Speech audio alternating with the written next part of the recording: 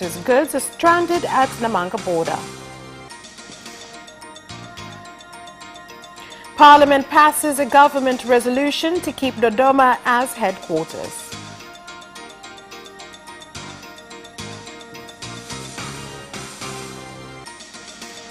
And in sports, Simba Sports Club outwits Transit Camp in a friendly game.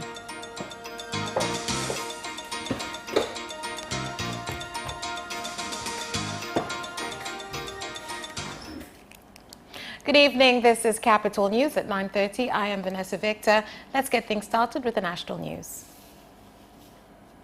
Owners of lorries stranded at the Namanga border have expressed concern after their clients demanded that they pay compensation for goods which are continuing to be damaged at the border and have asked relevant authorities to intervene and address the problem.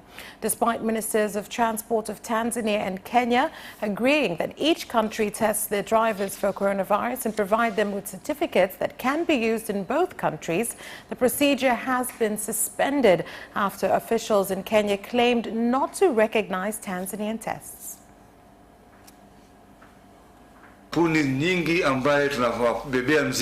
A lot of companies that we work with are complaining that we've delayed the delivery of goods and that any loss incurred in the factory getting closed and on any other inconvenience caused, we shall pay.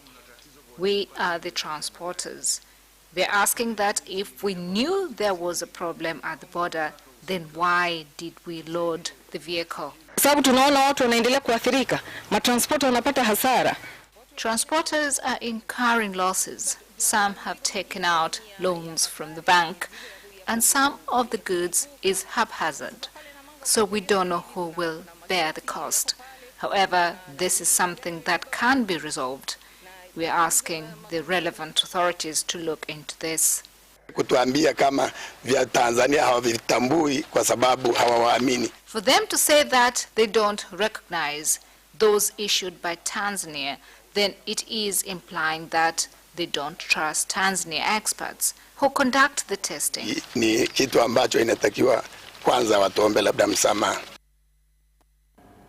And one person was killed on the spot and 4 others injured after a fuel tanker's brakes failed on the Mbembela slope on Tanzania-Zambia main road in Mbeya, causing the tanker to collide into a small passenger bus and a Bajaj.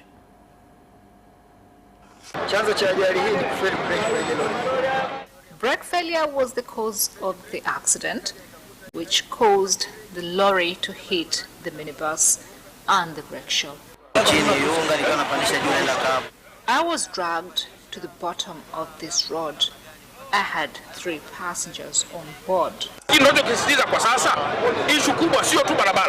Our roads are steep and narrow. I urge drivers, passengers and other road users to be extra cautious.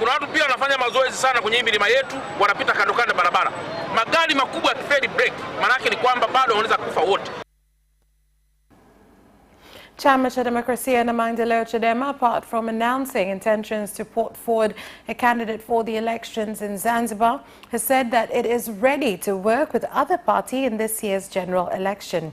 This was said by the Deputy Secretary General of the party, Salum Mwalimu, during the party's meeting in Zanzibar.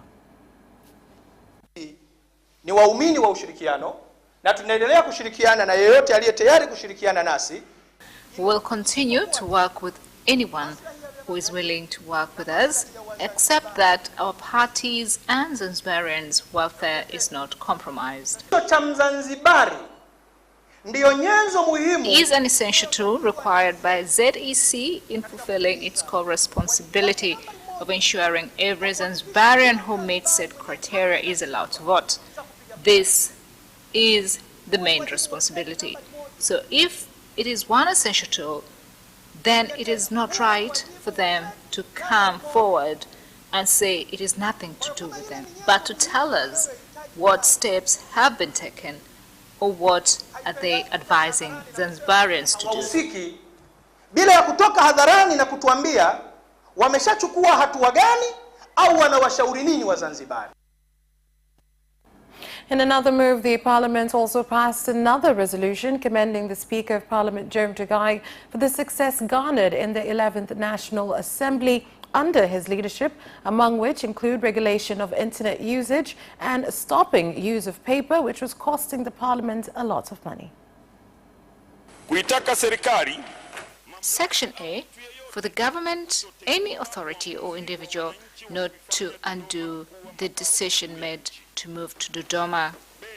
B, for the government and its institutions not to transfer government business from Dodoma to any other part of the country. C, to make sure enough funds is set aside to improve and build the infrastructure in Dodoma at all times to give it the status befitting a capital city. Kuhamia makao makuu Dodoma kumerahisisha mambo mengi sana, hasa katika utendaji wa shughuli za The move to Dodoma has simplified a lot of things, more so in how government business is conducted. Ni wazi kwamba matumizi ya bunge mtandao yatapunguza sana gharama za matumizi. Internet usage will reduce the cost of paper, ink and publishing costs. I've been informed that the House of Parliament is expecting to save more than 4 billion in a year after it started to use the internet. Baada ya kuanza kutumia bunge mtandao. 6 tree farms and environment conservation areas on over 40 acres of land belonging to residents of Kigirama suburb in Kanazi Ward, Kagera region, have been destroyed by fire. The cause of the fire has not yet been established. The fire became too powerful, so I had to go and alert the village. This year in February, another fire was started. They have done the same in June. I've lost more than 3,000 trees, and others have lost more. The government must help us because at least 40 hectares have been lost.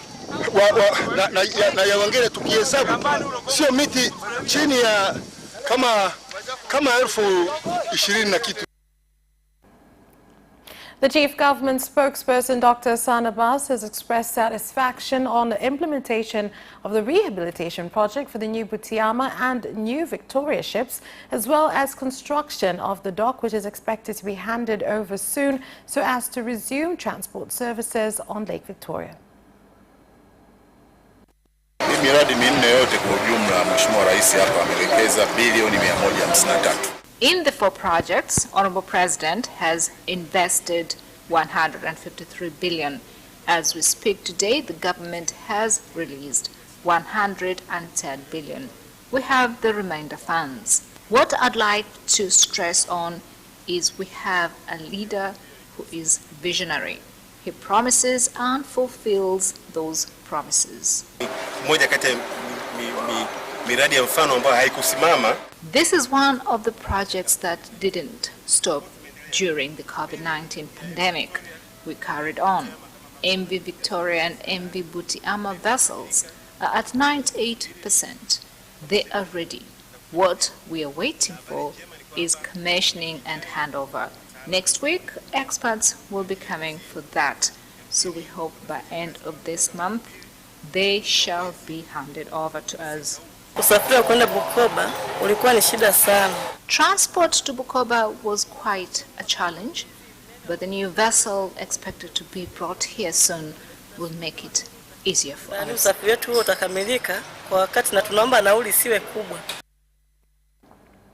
Flood victims in Msala and Matunda Ward at Kibiti Coast Region have called for aid, especially them as part of efforts to combat hunger after their harvests were swept away by floods caused by rains that fell recently.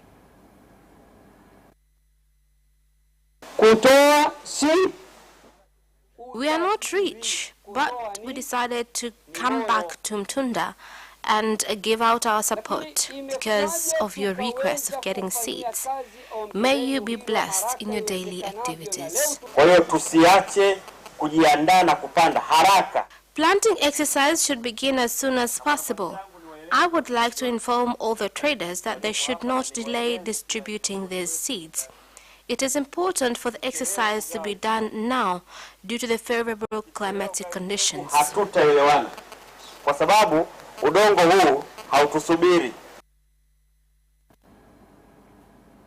The government has signed an agreement of over 800 billion shillings for a water distribution project, as well as to set up plants in 17 regions that face water shortage. Na tunajivunia tumeokoa zaidi ya bilioni 8. Si jambo jepesi jamani. We must take pride in that we've managed to save more than 8 billion. This is not easy. There are some villages in need of water project costing less than 300 million. Use the money saved to start up other water projects in villages. Tuharakishe mchakato wa ununuzi wa vifaa hivyo.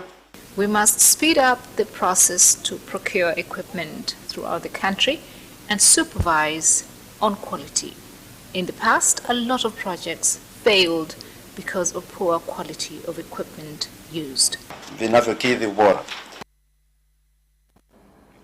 And that is all for the national news. International news is next.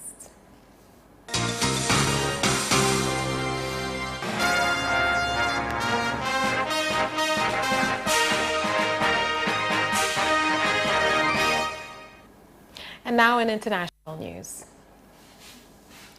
29 people in Rwanda have been arrested for breaching the government directive banning mass gatherings due to the coronavirus pandemic. Many of them were arrested for disregarding directives on social and physical distance while praying. The latest developments come as Rwanda records 439 coronavirus cases and 290 recoveries.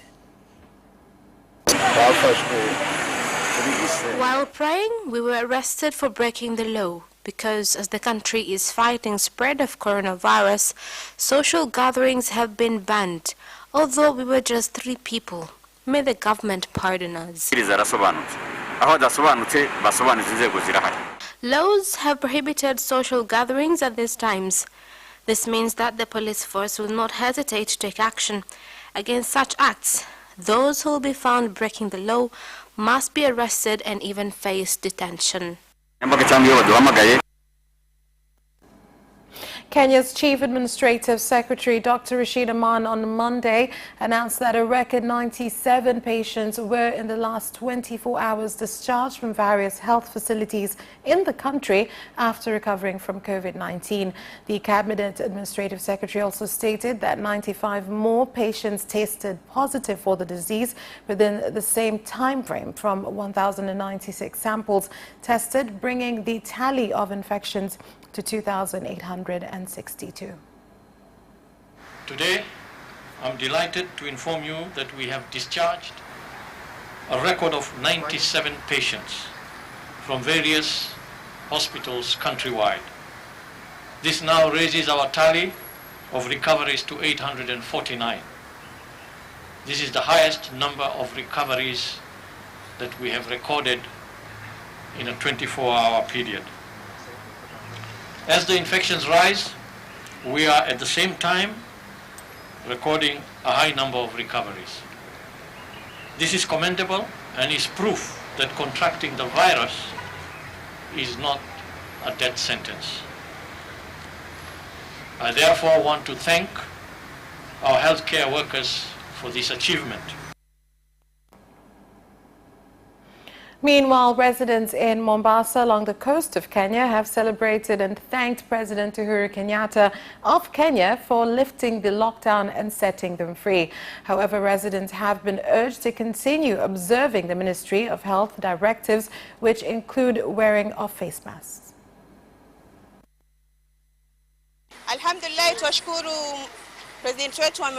We thank God that our president has allowed business activities to resume. Finally, we can go shopping. Honestly, we were really affected by the lockdown measure. Traders have indeed incurred a lot of loss. Mwezi mtukufu wa Ramadhani, watu walikuwa wameagizia makontena ya vyakula, wameagizia nguo ili jamaa wafanye biashara, maana kwa mwaka mzima walikuwa wategemea biashara yao ni mwezi mtukufu wa Ramadhani. The Ministry of Health in Uganda has reported 30 new coronavirus cases, with 4 more frontline health workers and 3 security personnel testing positive for the virus, bringing the tally to 646 cases. 5 out of the 30 new cases are truck drivers, 3 security personnel, while 18 are alerts and contacts to previously confirmed cases.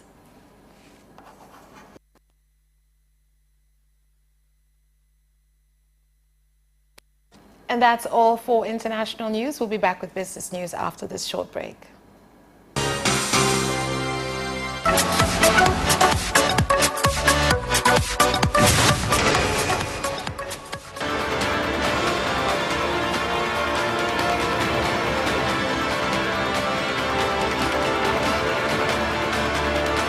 Watch Business Edition as we talk to business leaders and experts in sectors that are transforming Tanzania's economy. We believe that the driver is the customer. To change the mindset of traditional HR to the digitalization. Make sure that everybody can get some access to financial services. And once we understand the vision of our leaders, we then need to be behind them and help them in achieving that vision. Business have involved mercantile operations, trade guilds, or shared agricultural production. Infrastructure, construction, financial sectors, tourism, and mining. Business Edition on Friday at 8:15 p.m.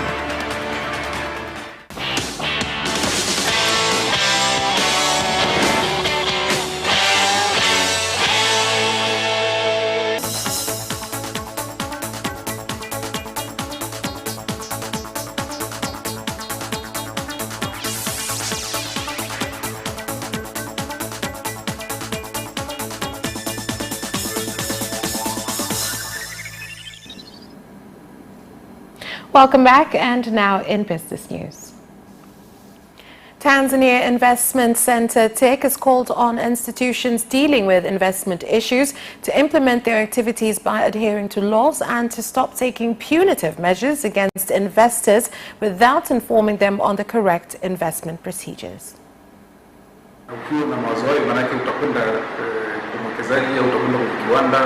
Awareness will be spread with the aim of strengthening our companies for the purpose of ensuring that they adhere to guidelines set.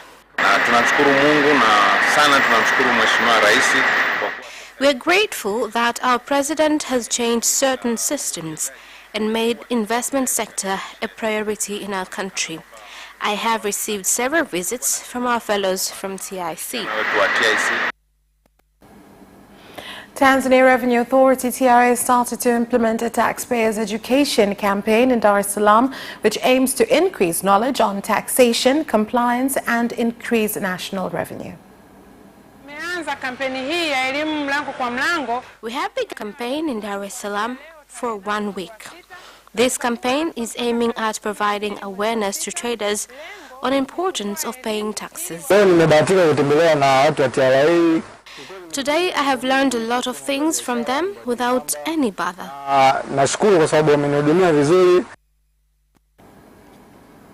And Tanzania Bureau of Standards (TBS) has directed food producers to adhere to quality control and food safety regulations before their products enter the market.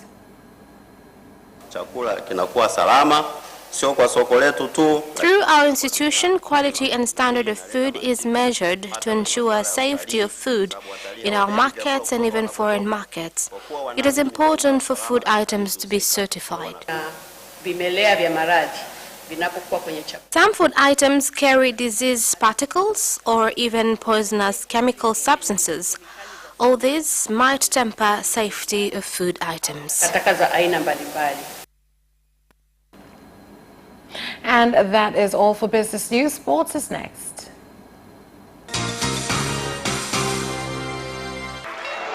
Away first time. Good start from Bolt. Bolt leading a moment and going away. Gay trying to go with him, and he's being dragged through the second place, but he's going to win it by 2 metres. Away first time. Good start from Bolt. Bolt leading a moment and going away. Gay trying to go with him, and he's being dragged through the second place, but he's going to win it by 2 metres.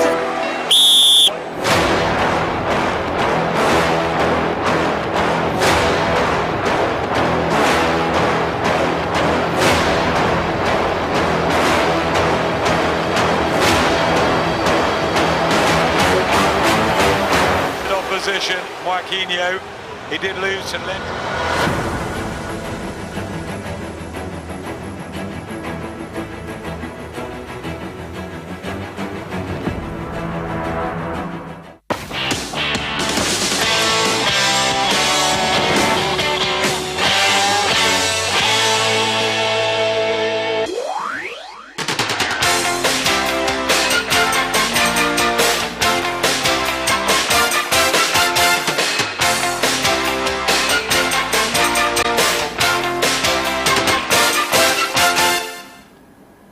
And now in sports. Simba SC have emerged victorious in a friendly match against Transit Camp after a 4-2 win in Dar es Salaam today. It was the first match the defending mainland Premier League champions have taken part in since the teams were allowed to converge for joint training sessions last month. The Democratic Republic of Congo forward Deo Kanda was the first to strike for the Kundu of Msimbazi in the 3rd minute. Gerson Fraga scored the second for Sven van der Broek's charges in the 15th minute, before Tyrone Santos added the 3rd goal of the encounter 2 minutes after Fraga's strike. Simba did not add a 4th goal until after the first half ended, but they also could not keep Transit Camp at bay as their opponents reduced their deficit in the 1st minute of added time, courtesy of Hamidi Habibu. The netball team from Arusha region is the first team to confirm participation in the 1st Division League, which is scheduled to involve 17 teams from the 5th to the 14th of July in Tanga. Na timu zenyewe ni Jeshi Stars. The teams are Jeshi Stars, TAMISEMI, the City of Tanga, JKT Mgulani, Eagle Queens, Coca-Cola, Magufuli Queens, Kigoma Police, Immigration, JKT Mbweni, Arusha City, Dodoma City, JKT Makutupora, Tanga Police, Morogoro Railway, Smart Queens, and Nyika Queens. All these are supposed to participate in the 1st Division for 2020. Sasa hivi kwa kweli ni klabu kimoja kutoka jijini Arusha. Jiji Arusha wamethibitisha na wao moja kwa moja wameshalipa ada.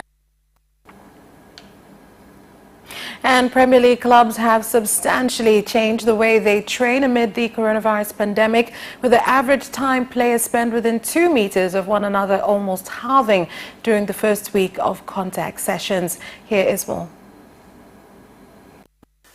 Project Restart is stepping up ahead of the top flight's resumption on 17th of June, with clubs given the green light to move from physically distant small group training to contact sessions on 27th of May. The Premier League worked with Start Sports to help shape those sessions, as its technology provides data on the movement of players and how often they come into contact with each other, enabling clubs to assess the risk of different aspects of training. The company's player proximity white paper found the average duration of a player's incursion with 2 meters of another was 3.3 seconds before COVID-19, a figure that has now dropped to 1.8 seconds as clubs alter their operations. The FIFA president Gianni Infantino has admitted salary caps may be necessary to restructure football's finances in the wake of the coronavirus pandemic. Here are more details. The curtailment of leagues and the absence of paying spectators will affect the profitability of all but the biggest clubs, and Infantino feels this could be a time for the game to step back and reflect. After inviting member associations to submit their views on possible ways forward, Infantino says he was struck by the need for clearer and stricter financial regulations. Infantino also promised to look into the number of matches top players are asked to play each season and the harmonizing of competitions between continents. Barcelona forward Martin Braithwaite has described Lionel Messi as an inspiration as he reflected on his first few months at Camp Nou. The 9-year-old was a surprise signing in February after injuries to Luis Suarez and Ousmane Dembele left Barcelona short of attackers. While yet to score for the club across 3 appearances, Braithwaite did contribute to assists on his debut as he gets used to playing with the Catalans. Messi is one player that the Dane hasn't struggled to gel with, as he noted the Argentinian legend has already begun improving his game. Signed in the wake of an injury to Suarez, Braithwaite may now struggle for minutes when the Liga season resumes this week, with the Uruguayan star now fully fit again. But rather than despair at his likely limited role at Camp Nou, the Denmark international is eager to learn from Suarez. And that sports item ends our news bulletin. On behalf of everyone who worked to bring you this bulletin, my name is Vanessa Victor. Thank you for watching and good night.